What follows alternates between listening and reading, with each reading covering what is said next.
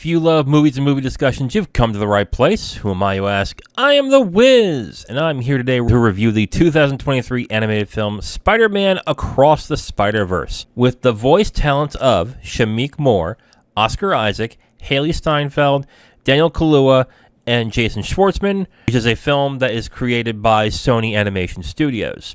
Let's get into the plot of Spider-Man Across the Spider-Verse. In the first movie, Miles Morales and Gwen Stacy are separated into their different universes. In this movie, you come back as sometime later where Miles Morales is alone and misses Gwen Stacy, but they are then reunited after Gwen Stacy becomes a part of a quote-unquote spider society, which is led by Spider-Man 2099. But with this leads into a fight with a villain called The Spot, which leads Miles Morales and Gwen Stacy to go to all sorts of different universes and multiverses to try and defeat him. So now that we know the plot, let's get into my first point about Spider-Man Across the Spider-Verse. First off, if you saw the first film, you already know this, but the animation in Spider-Man Across the Spider-Verse is gorgeous. It is absolutely fluid. It is beautiful to look at. It is very colorful, very well animated.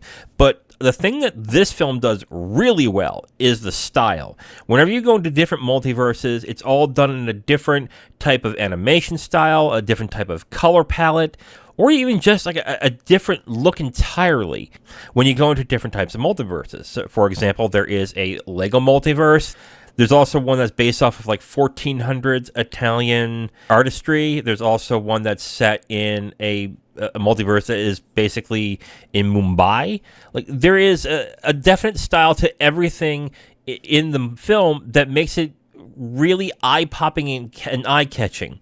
The only thing I can see a problem with a lot of people is a kind of a cognitive dissonance that happens when you're watching the movie. For example, one thing I kept thinking in the film is, are the characters aware that they are animated different? I know that in the beginning of the film, Gwen Stacy does mention how weird the Vulture looks when she's fighting them, but it seems like no one else really says anything or really goes into how weird some of these characters look. For example, Spider-Punk has a very different art style and a different look than, let's say, Spider-Man 2099. They all look different, but they don't really say anything about it. I think they notice it, but they don't really make it a point to show that the characters are aware of that. I would have liked a little more explanation on that, but this also could be something that they'll point out to later on. So other than that, the animation and the style of the film is utterly captivating. Great work on that. Second point, the way that the characters are written, especially Gwen Stacy and Miles, are really good. With the exception of Logan, I think these are the best written characters in a comic book movie I think there has ever been. And I've always said that when it came to a certain type of place, I think Black Panther did the best by making a place a character. But when it came to writing characters, Logan is probably the best, in my opinion. Coming in second is this movie, because the way that they wrote both Gwen and Miles is incredibly well done. And the fact that the film gives a lot of smaller moments for these characters to grow and to actually feel lived in and real is something that I think is a huge plus in this movie. A lot of comic book movies, when they come up with characters, they come up with the characters, but they have to fit a certain mold that is comfortable within that universe. This movie doesn't necessarily do that. This movie lets them be individuals and lets them have a full-grown set of emotions, characteristics that make them feel like real people. And I think that is an exceptional job that this movie did. It made them feel real, especially Gwen. And let me tell you something. Within like 15 minutes of the film, because I think the first 15 minutes is all Gwen Stacy, and I wanted the movie to just be that. I just wanted Gwen Stacy. I wanted that Spider-Gwen. I think her character is actually really good, but I do really like Miles too. So just the fact that the two main characters, and the other characters in this film too, like Spider-Man 2099 is a dark, brooding character, but they give him more depth than most comic book movies would actually do. And I think that is a huge plus for this movie. Honestly, they did a fantastic job when it came to these characters. So much so that the characters actually add more depth into the plot. I'll get to that in the third point, which I'll get into right now. The third point, the potential to have a powerful story, but it's incomplete. The big thing with big movies nowadays, which I'm getting really annoyed by, because it works so well with Avengers, Infinity War, and Endgame, is that they have a big story, but they break it off into multiple films. Like, just this past year, Spider-Man Across the Spider-Verse, Fast X, Mission Impossible did it, Dune did it. Like, these big films that are spreading their films out into, like, 2 or 3 parts. I get really annoyed by it, because on the one hand, if the story is good, you're going to enjoy it, but on the other hand, it's kind of hard to actually criticize it when you don't know the full potential of the story. But what I will say is the way that they have set everything up, the way that they have characterized everybody, from Gwen and Miles to Spider-Man 2099 to a bunch of the other characters that are in this film, it has the potential to be incredible. Probably not even just one of the best comic book movies ever made, but one of the best movies of this past decade. That potential is there. But what I'm afraid of is that they're going to go a little happy ending-ish on this movie. I will be honest. I like ambiguous endings. I like endings that end on maybe not an overly happy note, but on a thought-provoking note. And I think there is some good potential for this movie to end on something that will propel this type of storytelling when it comes to comic book movies forward. Like, I think it will grow up this type of medium, because right now, all the comic book movies are, with, again, the exception of Logan, and some might even say that the Nolan trilogy, I would call these popcorn films. They're good films, they're fun films, but they're popcorn films. They're not made to make you think. They're not made to make you really feel other than the base emotions that you're supposed to.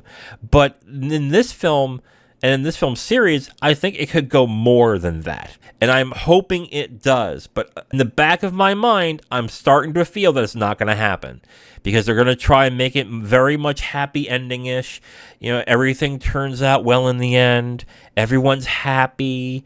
The villain is vanquished. Stuff like that. So I'm really afraid of what is going to happen when Beyond the Spider-Verse happens. But the potential for something really special is there. I just can't say it's there right now because the story is incomplete. Who would I recommend this for? First off, if you're a fan of the first movie, yeah, no-brainer. See it. It's great. I think it actually is better than the first one. I will say that right off the bat. People who seek out amazing animation. I'm talking about fans of films from Makoto Shinkai, Satoshi Kon, the Quay brothers. People who like stunning, different animation, or just beautiful animation. You have to check this out. Would I reach it up there with something like a 5 centimeters per second or a Paprika?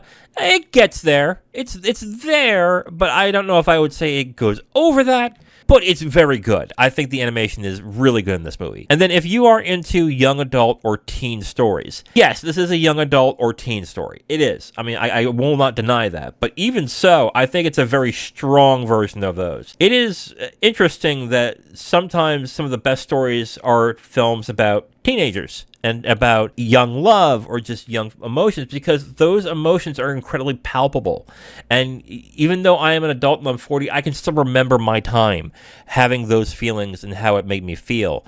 And it's very effective in this movie too. So the emotional resonance that you would have with Miles and Gwen is definitely there, and it's one of the strongest aspects of this film. Who do I not recommend this for? If you have an extreme case of comic book movie fatigue, I'd say avoid it. Now, I want to put the emphasis on extreme.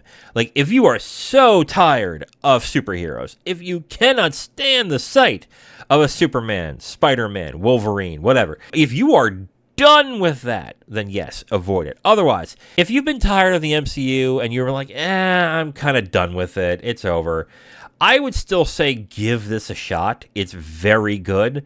But if you are just so tired, I'm like, I don't even want to see a cape or cowl, then yeah, fine, avoid it. I get it. If you don't like busy animation, now what do I mean by busy animation? The movie's kinetic. There is a lot going on. There's a lot of details, a lot of different types of animation, lots of colors, just a lot of different things that are going on. If you don't like that type of style, where it seems like a lot's going on and you're about to miss a bunch of stuff, then yeah, you might not like the animation so much. But I will say this, I would still say give it a shot. But if you know that, like, films, Paprika, animated films that have different types of art styles, that, again, pop, very colorful, have very weird, stilted kind of animation at times, I would say maybe not for you. But I would still even say give it a shot. You might actually like it. I will say also, if you can't stand different animations interacting with each other, like a computer animated one interacting with a hand-drawn animated one, then I would say maybe not for you. And then the last one, if you prefer to watch a complete story, I am this way specifically with video games.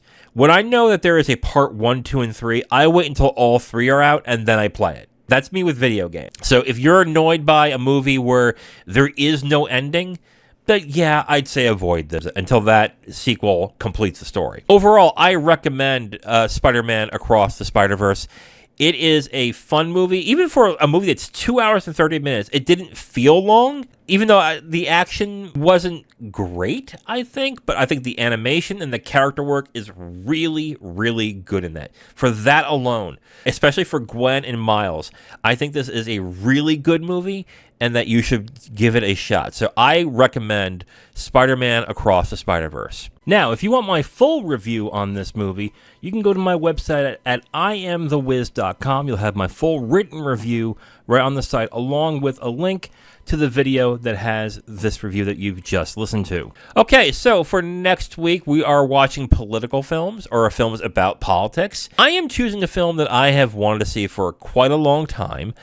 It is available to rent for 99 cents on Google Play and on YouTube, so if you want to check it out with me and watch it, I would like to hear what you guys think. I am watching the 1970 film from Bernardo Bertolucci, The Conformist. This is considered one of the best political films of all time. From all I have heard, from not only critics, but people who are into politics, say this film is a really good film. So I'm going to check out The Conformist, the 1970 film by Bernardo Bertolucci.